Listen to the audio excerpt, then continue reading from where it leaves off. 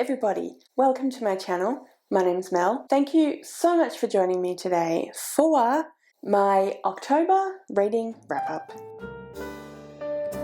So, as I just said, this is the October reading wrap-up. As I have started doing recently, I'm going to talk you through what readathons I participated in or tried to participate in during the month of October. Then I will talk you through all the books, give you my ratings, what my feelings are, all of that. And then at the end I will talk you through some stats. So let's get my reading journal and have a look at the readathons. First readathon that I was taking part in throughout the entire month was Camp Crystal Lake, and that was hosted by, or created and hosted by Barb from Barb's Bookland. It was also hosted by Shell from Bookishly Shell, Paige from Pages with Paige, Crystal from Bon Book Reviews, and Rebecca, who I believe is on Instagram. And there were a bunch of different camps that you could join, and then you had prompts. Each camp had a different set of prompts that you were working towards. I decided to join Camp Sunnydale because it was all about Buffy, and Buffy the Vampire Slayer is my favourite show, so of course I had to join Camp Sunnydale. That was led by Rebecca. This is the spread that I made in my reading journal. There was a team movie and a team book, which I didn't actually watch or read either of those things. So the first prompt was to read a book set in a high school, which I fulfilled with The Killing Code. Then the prompt to read at night, and I fulfilled that with Dirk Gently's Holistic Detective Agency by Douglas Adams. Then I had the prompt to read a book that was about witches, which I fulfilled with All Our Hidden Gifts by Caroline O'Donoghue. Then I had the prompt Weapon on the Cover, which I fulfilled by reading Bitterblue by Kristen Cashore. And then I had the prompt Strong Parental Character, and I fulfilled that prompt by reading The Dragon Keeper by Robin Hobb. So that was the Camp Crystal Lake readathon that I participated in. I did also attempt to read books for the autumn readathon that was hosted by Jean from Jean Bookish Thoughts, Leanne from Literary Diversions, and Victoria from What Victoria Read, and someone else who I can't remember, but all the information of everyone they talk about will be linked below, so you can go and find that out. But I really did very badly with this one, so I'm not going to worry too much about talking about how I went there. Alright, so those are the readathons that I participated in. First book that I want to talk about today is actually not a book that I started in the month of October. I started this one in September and it rolled over into October. I think I probably read most of it in October, but I was fairly close to the middle, I think, at the point where October started. The book that I'm talking about is Radio Silence by Alice Oseman. For anyone that doesn't know, I am currently creating an Alice Oseman reading vlog, and I'm reading all of their published works, and Radio Silence was the book that I ended up picking for this time. So, Radio Silence. I gave this one a 7.57 on Callpile, which is 4 stars. I did really enjoy this one, and 4 stars is a really good rating. It's not my favourite book. I didn't love it to pieces, but I obviously really enjoyed it. There were a few minor things, but in general I thought it was fantastic. Editing Mel here. I talk about my feelings about Radio Silence in a lot more detail in my Alice Oseman reading vlog, so keep an eye out for that. The next book that I have written up in the reading journal is Dirk Gently's Holistic Detective Agency by Douglas Adams. So this is another book that wasn't on my Roll of Reads TBR, and it was just a book that I picked up because I felt like picking it up. So anyway, this is the same author that wrote The Hitchhiker's Guide to the Galaxy and all of those series of books. This is not in that same universe, but it definitely still has Douglas Adams' same style and same way with words, same very irreverent humour. Douglas Adams is most well known for, I think, for that irreverent humour and the way that he talks about the world and kind of real life experiences through this very funny, irreverent, sarcastic, sardonic kind of lens, which is definitely what this one was. This is a bit of a confusing one to talk about. So there's a bunch of different things going on, but at the crux of it is a murder, and there is a detective who calls himself a holistic detective, and he is someone who believes in paranormal and the spirit world, and he says that he's a holistic detective because all of the things that happen in the world have ripples out and affect different things. So he doesn't necessarily think that actually what's happening is he doesn't necessarily think in this book that the murder is the point of what's happening. So it's kind of the catalyst or maybe the kind of symptom of what's happening, but it's potentially it's a thing he has to solve, but it's just a symptom of it. Yeah, so it is paranormal, science fiction, but also based in our world. We follow two main characters. We follow Dirk Gently, who is the detective, and we follow Richard, who was a friend of Dirk's at college, at university, and has since not maintained that friendship, but he goes to a dinner at Cambridge University where he went to university. His old professor asks him about Dirk, and then all this weird stuff starts happening. It's very hard to describe, like I said, and I don't want to give anything away. I don't want to give you any spoilers, but I really, really enjoyed this one. I love Douglas Adams' writing. I love his irreverent humour. I love the way that he words things. I love the way that he plays with different aspects of our society and different aspects of the way that we live and what we think as a society, particularly European society. He is was a British person, but yeah, plays with sort of social norms and social expectations through these totally ridiculous stories that are obviously just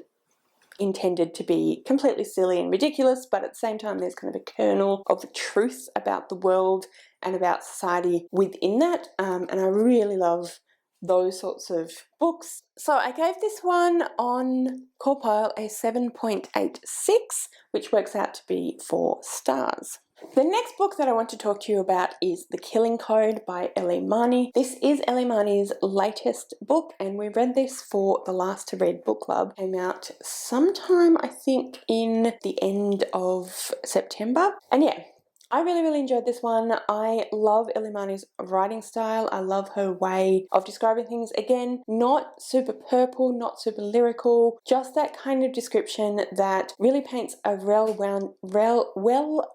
well-rounded picture of what's happening and what people are feeling, and the information that you need in order to get a picture of what's happening and how the story is happening and what people are feeling and all the things you need to have in a book, but in a very concise way, which is something that I do really appreciate. Even though I love purple prose, people like Laini Taylor, I still do really appreciate that kind of conciseness and, yeah, well-written prose, which is what I think Ellie Marney does incredibly well.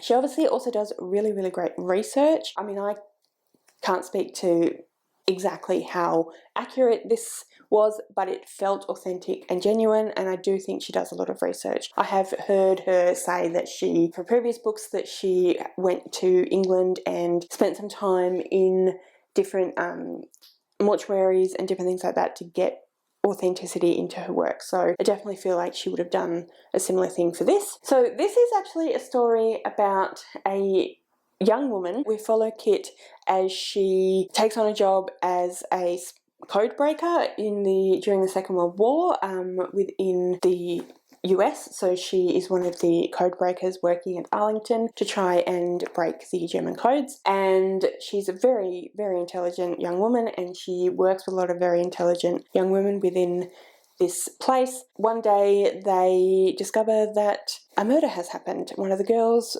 that also works for the codebreakers has died, and then a young black woman approaches her and tells her that her best friend has died and that the police are very much not interested in following that investigation because it's a black woman, so they don't care. And yeah, it's about these 4 young women who work for the war effort to code break, who decide to try and figure out these murders and what's going on by using their code breaking skills on the murders. Yeah, like I said, I really enjoyed this one. It's fast paced, it's really well written, it's really interesting. It features a sapphic romance, it features some conversation around race relationships. Ellie Marney is a white Australian, so it is not own voices at all, but from my also not own voice's opinion, I do think that it was well written and respectfully written, and yeah, just really, really fun and interesting. I guessed the conclusion, I guessed who the killer was, but I don't think that I'm not upset about that. I don't feel like it lessens my experience at all. I gave this one 9.29 in Corpile, which works out to be 5 stars. So this was my only 5-star for the month.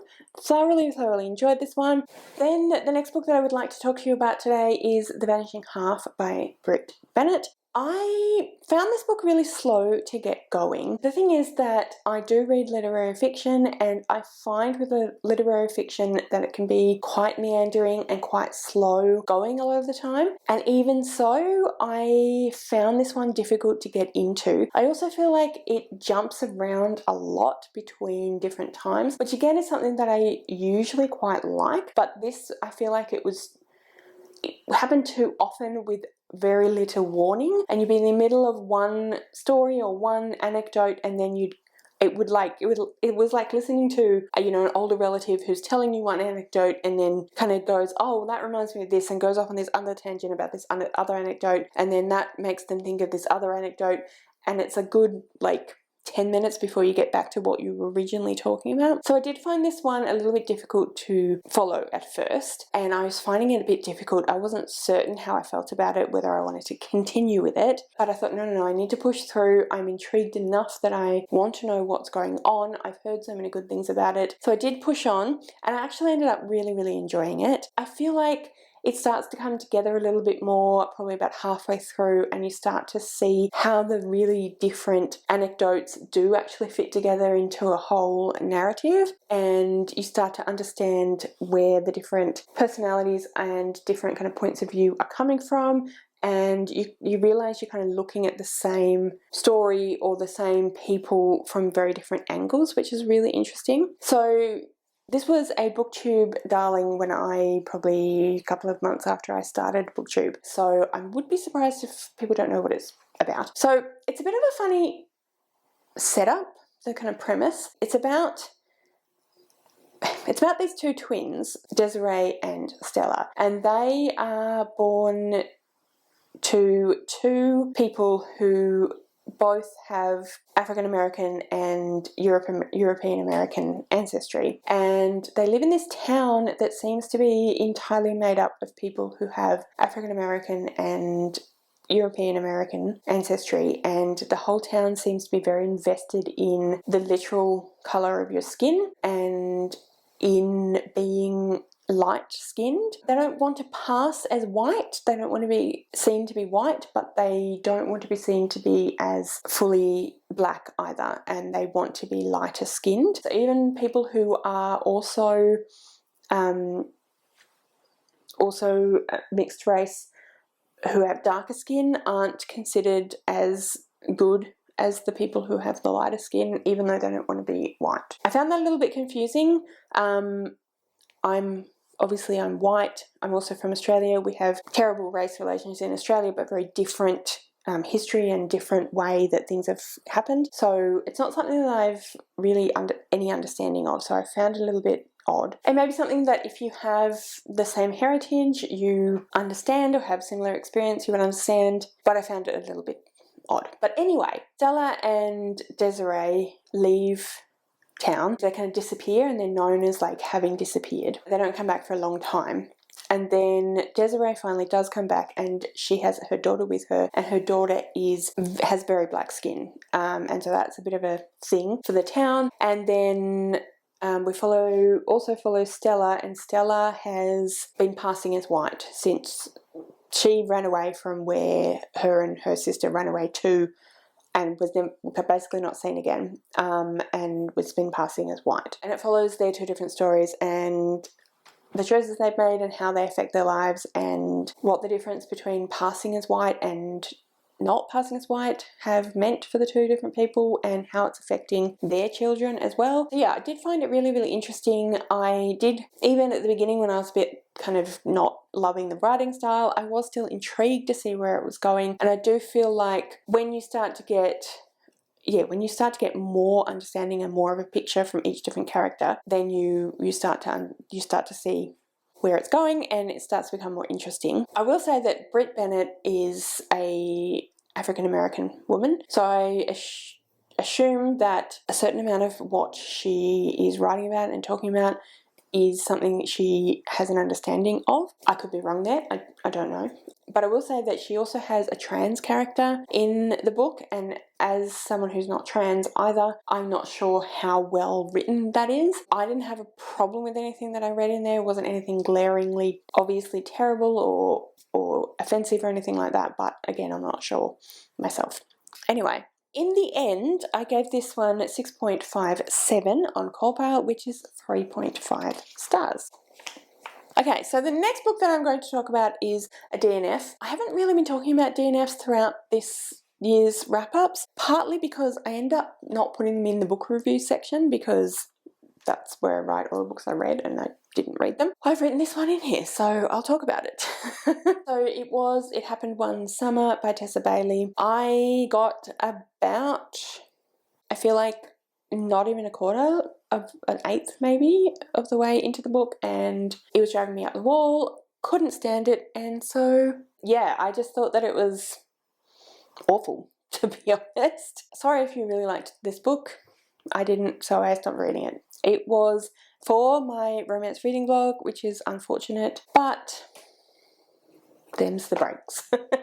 Anyway, the next book that I want to talk to you about today is The Dragon Keeper by Robin Hobb. This is the first book in the Rainwilds Chronicles, which is the fourth series in the overarching Realm of the Elderling series. I have, on a number of occasions on this channel and in my life, talked about the fact that the Realm of the Elderling series is one of my favourite series of all time. Absolutely love Robin Hobb's writing style. But for some reason, I'd never managed to get into the Rainwild Chronicles. Every time I had gone to pick up this book, I'd gotten sort of maybe like 50 pages in and just ended up putting it down, and I'm not really sure why. Now that I've read it, I really don't know why. I really enjoyed this one. I love Robin Hobb's writing style. There's a real sense of, I guess there's just a real sense of humanity in there, even though this is very firmly set in another fantasy world. It is high fantasy. There's just a real sense of humanity. There's a real sense of people being people. You see people with all their flaws, all their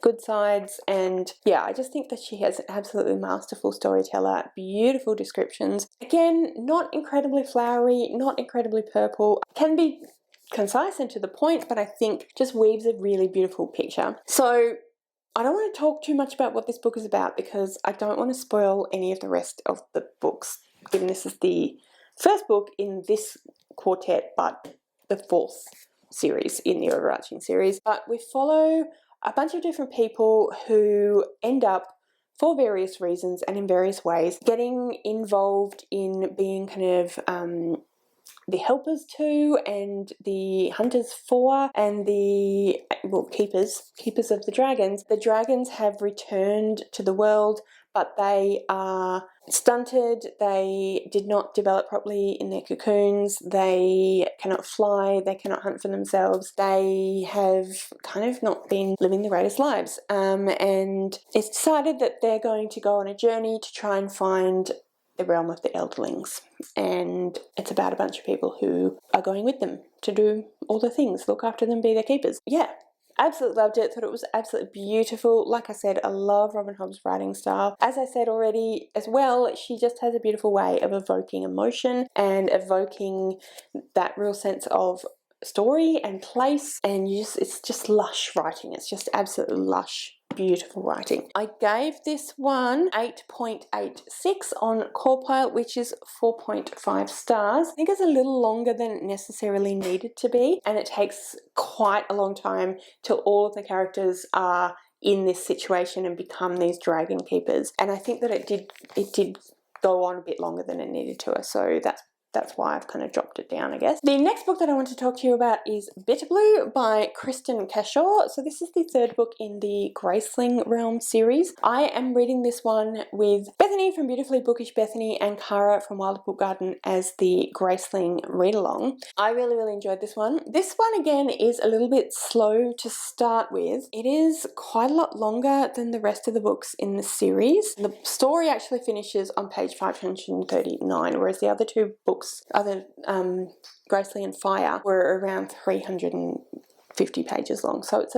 quite a bit longer. And I do feel like this one didn't necessarily need to be quite as long. It did take a little while to get going, but having said that, the payoff was excellent. And at the same time as having said that, it takes a little while to get going and maybe it was a little bit long. The build-up does make sense within the story. So the first book, Graceling, we are in this world where people with graces exist. And what it means to be graced is that they have a particular thing that they are exceptional at. And whatever it is that they are exceptional at is like that is a superpower version of that thing. So they might be an excellent baker. They might be an excellent marksman. They might be an excellent singer. And in Graceling, we follow Katza, who is a Graceling graced with fighting. At the end of that, or the last sort of third of that book, her and her partner go to rescue this girl, Bitterblue, who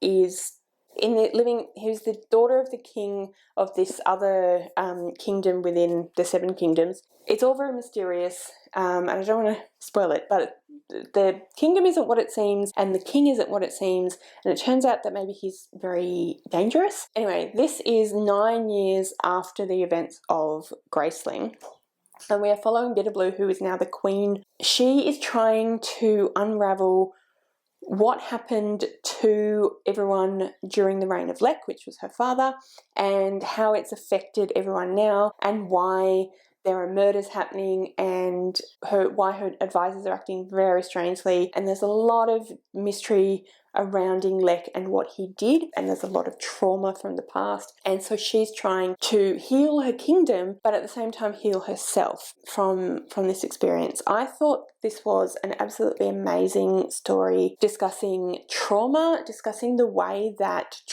past trauma continues to affect people, and just the way different people deal with trauma, different people experience trauma and the after effects of trauma, and the knock-on effects, how it changes you, and what lengths people will go to try and deal with it or not deal with it, or whatever it might be. So these books are brilliant. I think they are fantastic conversations about all of the different things about life, and the different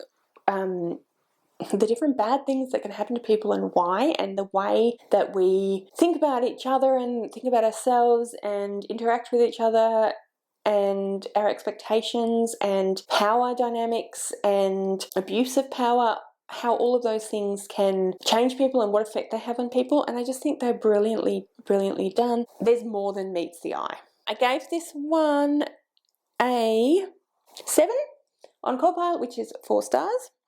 And then the final book that I want to talk to you about today is All Our Hidden Gifts by Caroline O'Donoghue. This one and Bitterblue I finished this one this morning, and I finished this one about an hour ago. This is a book that I just picked up because it wasn't on any TBR, and I realised that one of the prompts for Camp Crystal Lake, Camp Sunnydale was to read a witchy book, and I realised that I hadn't read it. I thought I'd done all the prompts, and then I realised I hadn't. And so I had a look around on YouTube, and I came across a video that Beth from Books Nest had put up within the day or so of me looking about witchy books. And this is one of the books that she mentioned. I didn't know this was actually the first book in a duology, so I'm very keen now to get the second one. This is a YA paranormal urban fantasy, and we follow a young girl, she's in her late teens, so 16 or so, girl called Maeve, and Maeve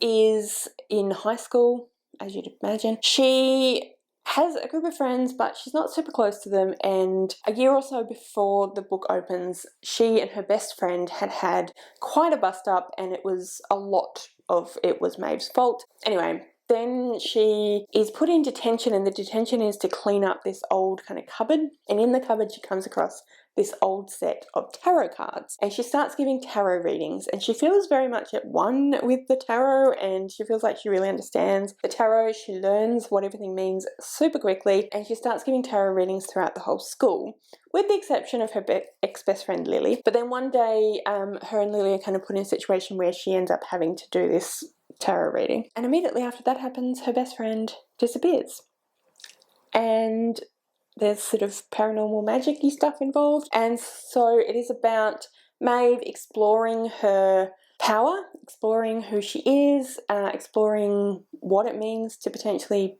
be a sensitive, she calls it in here, and have that kind of sensitivity to the other world, and figuring out what happened to Lily and why, and how, if they can get her back. So yeah, I would say, like I said, paranormal urban fantasy. I really enjoyed this one. I thought it was really, really fun, really well written. I really liked the characters. This one also deals with exploring your sexuality and exploring who you are and what you want, and figuring out how to be those things. It is set in Ireland. I think it's contemporary to when it was published. It was published 2021, so I'm pretty sure it's set in that time. It's certainly a contemporary, and it feels like it is meant to be actually contemporary. But yeah, I really, really enjoyed this one. Like I said, I thought it was really well written. I really liked the characters. I thought it was really well done. So for this one, I gave it a 7 as well in core pile, which again is 4 stars. So those are all the books that I read throughout the month of October. I will just quickly now, because I know I've been going on and on and on, I will just quickly now give you the stats, and yeah, then you can be on your way. So throughout the month of October, I read 7.25 books, because I DNF'd It Happened One Summer. I read 3,016 pages. My average rating, I didn't do that. I didn't work it out exactly, but I would say that my average rating would probably be about 4 stars. I seem to have given a lot of 4 stars this month, so I would say about 4 stars. Alright, so my genre breakdown. I read 1 mystery, I read 2 paranormal, I read 1 contemporary, I read a quarter of a romance, I read 2 fantasy, and I read 1 historical fiction. The category breakdown, well, I read 5 adult and 3 young adult, and my favourite book was The Killing Code, and my least favourite book obviously was It Happened One Summer. So that's everything. Let me know in the comments below what you read throughout the month of October, if you enjoyed everything you read, did you have a favourite, did you have a least favourite, etc. If you would like to leave me a comment but you don't know what, then leave me a star emoji, because I feel like I had quite a high star rating in general this month, which is pretty awesome. All of my social media details are listed in the description below, so if you'd like to go and follow me on any of those other platforms, please feel free to do so. Thank you so much for watching. I really hope you enjoyed this video. If you did, I would absolutely love it if you would subscribe to my channel and give this video a thumbs up. And yeah, like I said, thank you so much for watching, and I'll see you next time.